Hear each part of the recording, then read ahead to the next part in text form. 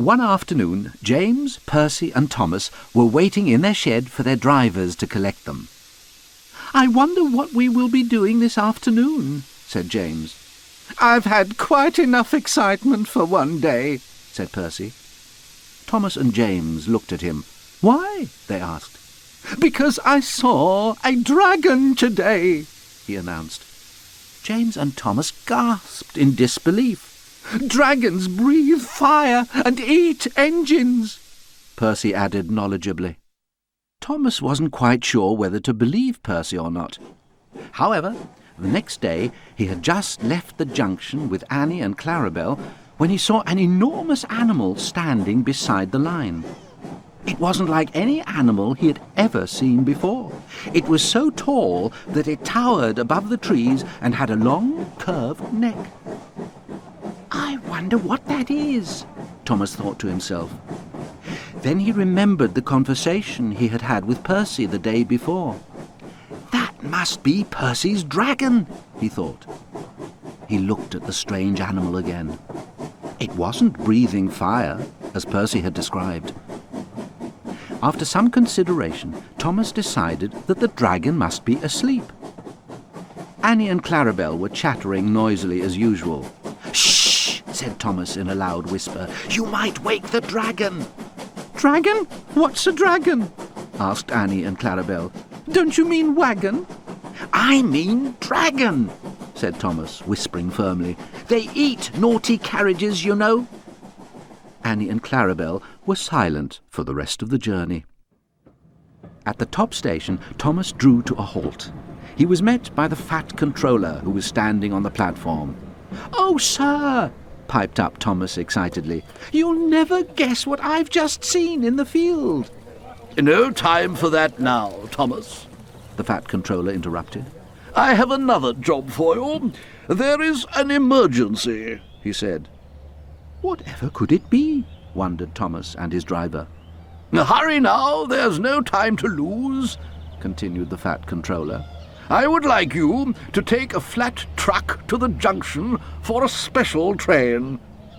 "But, sir," said Thomas earnestly, "what about my passengers?" "I've already arranged for Daisy to take them," insisted the fat controller. "Now be quick, Thomas. I'm depending on you." With that, Annie and Clarabel were uncoupled and shunted into a siding, whilst Thomas and his driver went immediately to collect the flat truck. When they reached the junction, Thomas's driver called out to a signalman who was waiting for them. "Where are we to go with this flat truck?" he asked. The signalman shouted his reply and pointed. "But that's where the dragon is," said Thomas anxiously, "and he might not be asleep this time." How the signalman chuckled when he heard this. "Don't worry, Thomas," he said. "It won't eat you. It's not really a dragon. It's only a model dinosaur. It looks real, but it's just made of wood and plaster." Thomas felt a little reassured by this. "And it doesn't breathe fire and smoke," the signalman continued, laughing. "Only engines do that." Thomas chugged along happily through the countryside. "What's a dinosaur?" he asked. He had never heard of a dinosaur before. He wondered if it might be an animal you would find in a zoo, or perhaps in a faraway country. "It's a prehistoric animal which lived millions of years ago," explained his driver.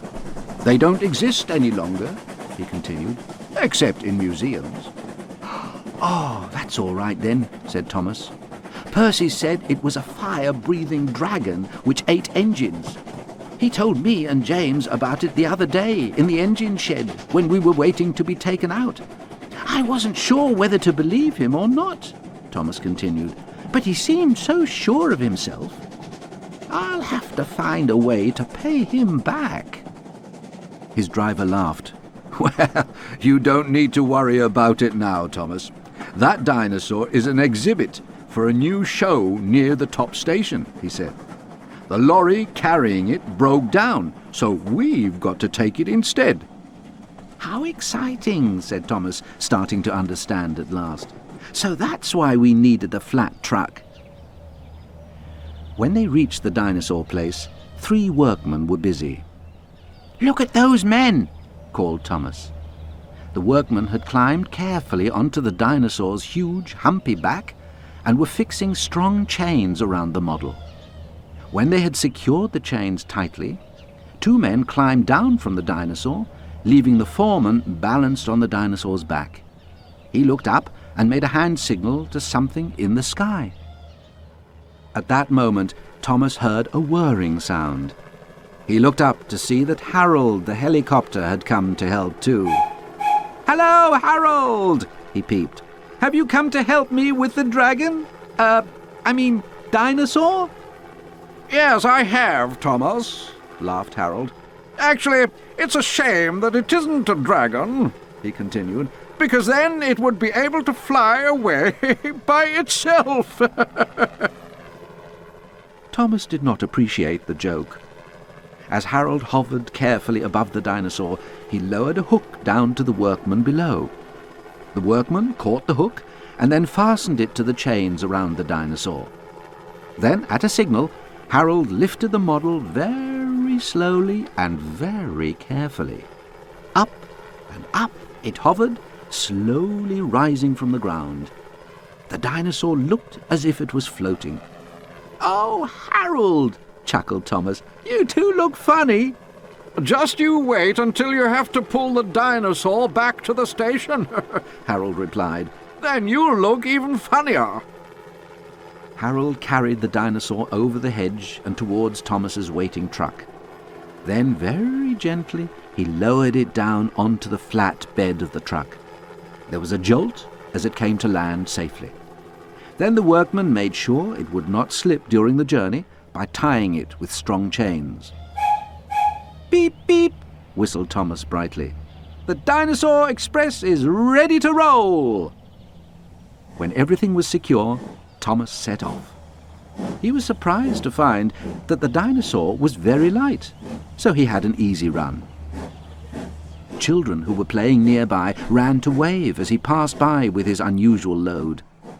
Thomas felt rather proud as he chugged along. "I'll be the only engine in the shed to have carried a dinosaur," he thought. "That should keep old Gordon quiet for a day or 2. It was certainly one of the strangest loads he had ever been asked to carry, and it was causing quite a stir. On their route, at the middle station, they met Percy coming in the opposite direction. "Time to pay Percy back," thought Thomas to himself. Poor Percy did look frightened when he saw what Thomas was carrying on his truck. "Thomas!"